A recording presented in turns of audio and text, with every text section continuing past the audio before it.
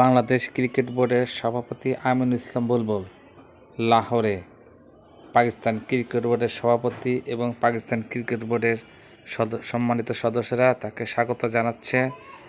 আমিনুল ইসলাম বুলবুলের লাহোরে আগমনের প্রধান কারণ হচ্ছে আজকে রবিবার Pakistan cricket board Bangladesh cricket বোর্ডের সাথে আইসিসির একটি গুরুত্বপূর্ণ সভা আছে।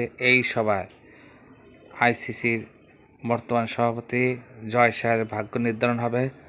বলা চলে বিশ্ব ইতিহাসে সবচেয়ে কলঙ্কিত আইসিসি সভাপতি আছে জয় শাহ। তার আমলে আইসিসি অত্যন্ত ক্ষতির সম্মুখীন। এই ক্ষতি থেকে বাঁচার জন্য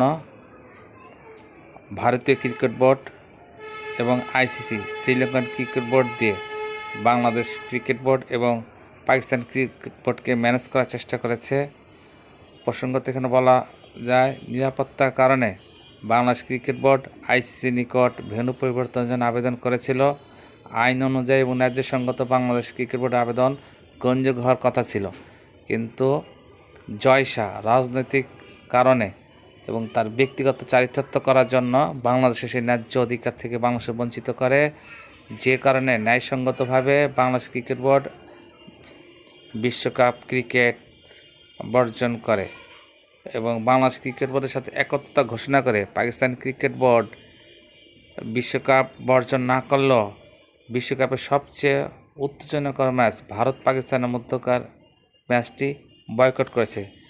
এই একটি ম্যাচ হতেই আইসিসি 6,000 কোটি টাকার উপরে লোকসান গণনা হবে এবং সেই সাথে বাংলাদেশ ক্রিকেট বোর্ডের বিশাল মার্কেট আছে, সেই মার্কেটে প্রচুর ক্ষতির সম্মুখীন হবে। সব মিলিয়ে বলা যায় আইসিসি প্রায় 12 থেকে 13,000 কোটি টাকা, কোনো পরিসংখ্যান দেওয়া গেছে 15,000 কোটি টাকার উপরে ক্ষতির সম্মুখীন হচ্ছে।